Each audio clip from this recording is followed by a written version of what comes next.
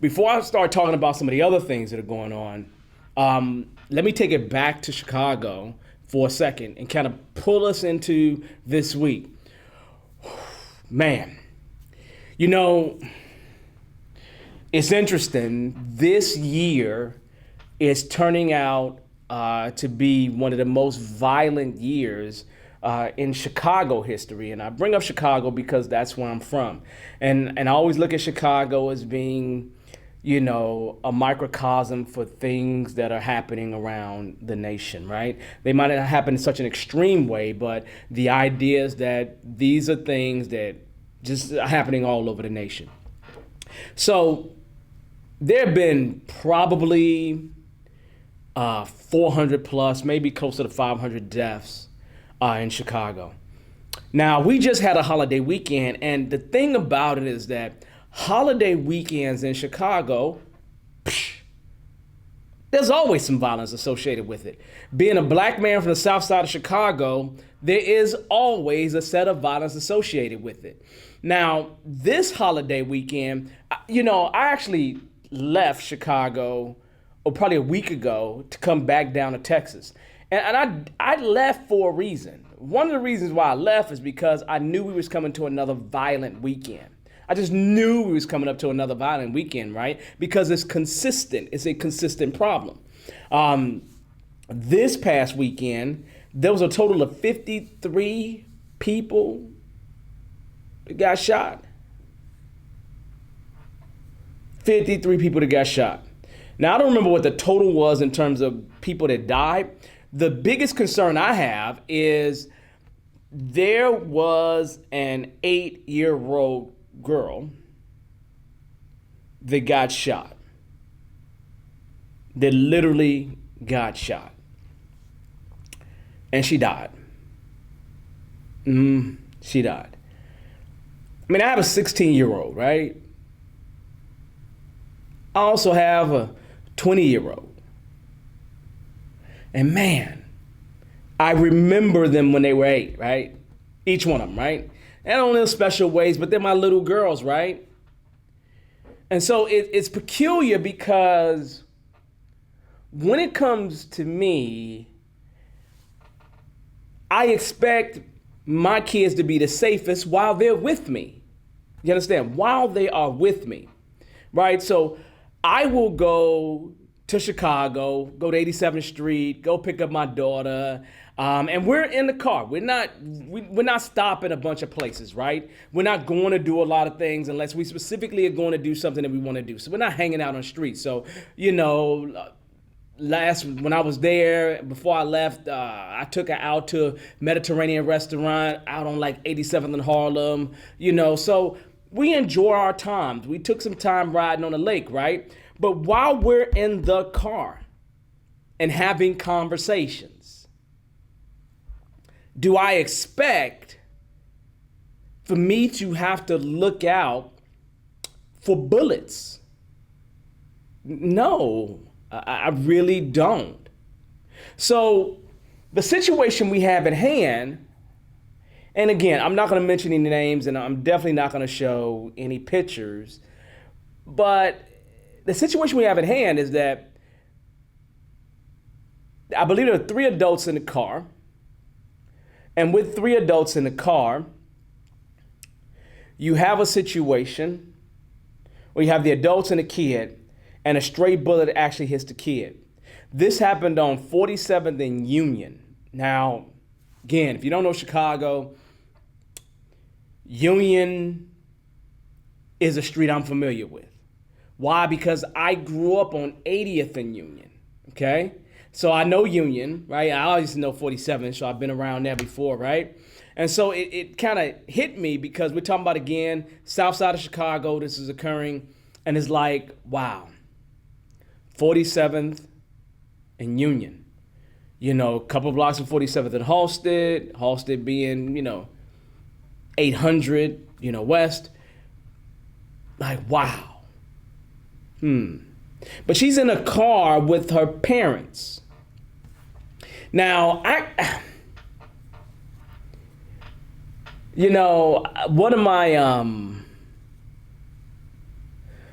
one of my fraternity brothers, my LB, recently had his mother pass away, and I couldn't attend with all this COVID stuff going on, but I looked at his emotions and the connection with his mother, right? So when death happens, right, even if you know it's coming, there's just a thing that it pulls on inside of you, right? And my grandmother's passed away. My grandmother raised me, and my grandfather raised me as well. They're gone. They've moved on, right? They're there with the ancestors, right? And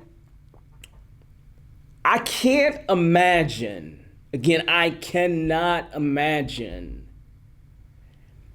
being in a situation where we're talking about my little bitty kid, okay? And I was there to protect him, right? You know, just wow.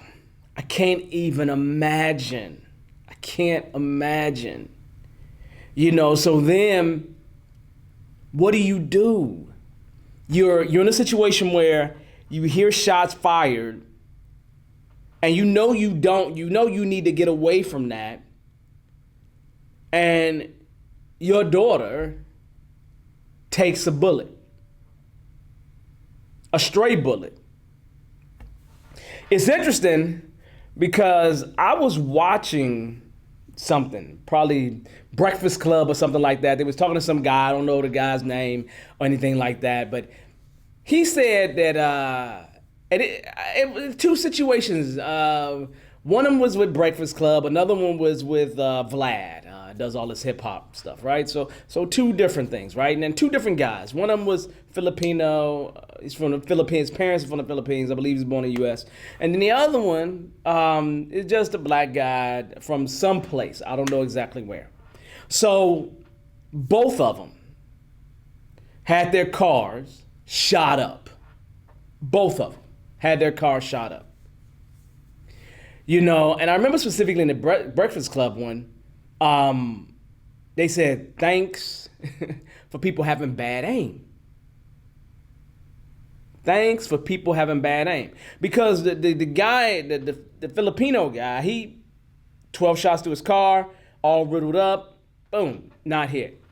This other guy didn't get hit at all, many shots, switch cheese the car, and boom, didn't get hit. Wow. So that right there is amazing by itself, right? So you're thankful that you didn't get hit. But then it goes back to the people that are shooting, they don't know how to shoot. So at a minimum, if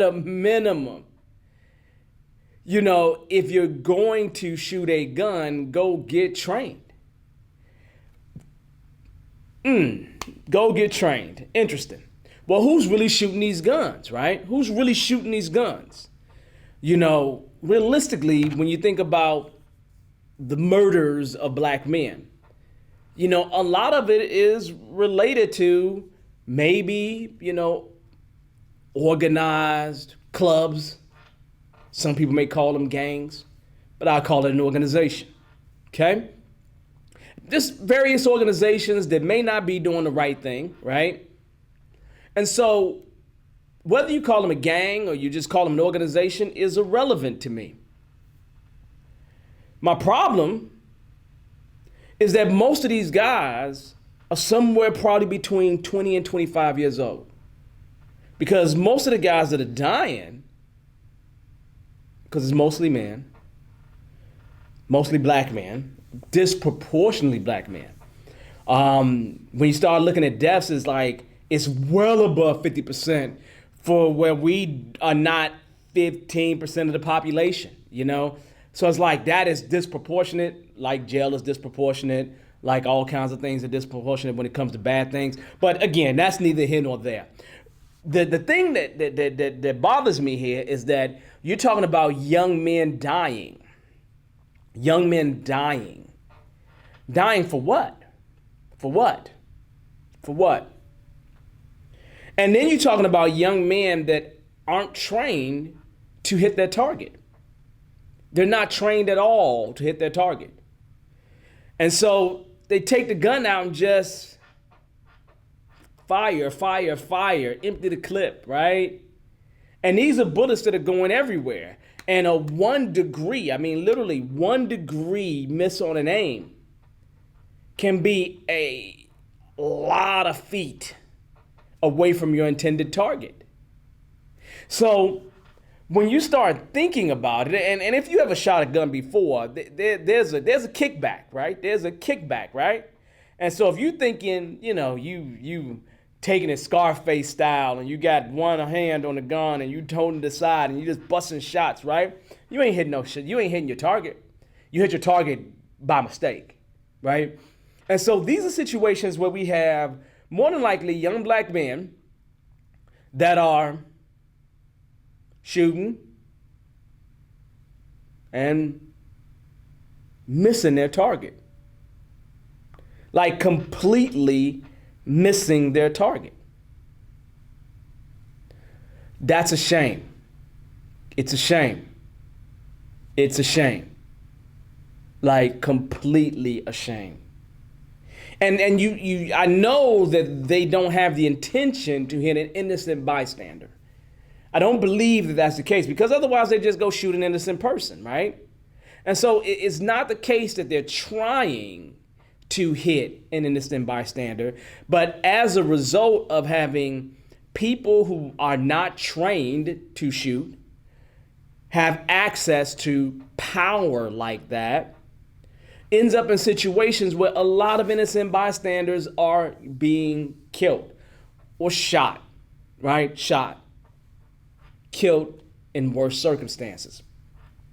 So it is one of those things where it's like, what do you do about that? How do you change that? How do you deal with that? Okay? So it hurts my heart to, and I mean, there was maybe in mid-August, there was a young boy that was killed as well. I mean, in Chicago, at this point in time, there probably been over 40 juveniles murdered. Now, I wouldn't believe that any one of those juveniles was murdered because it wasn't an intentional thing. Like, we want to murder this juvenile, right? And again, juvenile, somebody below the legal age, right, is what I'm really talking about here, right? So 18 and below. Now, that being said, some of those juveniles probably, when you start getting in your teens, very well, you may be a part of some organization. You may have been one of the people that's shooting these shots, right? Again, I'm not passing any blame. I'm not saying that this is what's happening, but maybe this is the case. I don't know, right? But literally, if you really think about that, probably about five of them was ages 10 or below. Ages 10 or below. So it literally hurts my heart to hear about that happening. I mean, it's like, I'm not trying to say it's bad for boys, but I understand with young, below 10 boys, I feel different. I really don't feel different, right? But a girl shot, young black girl shot while riding in her car with her parents, with some adults at the very least, right?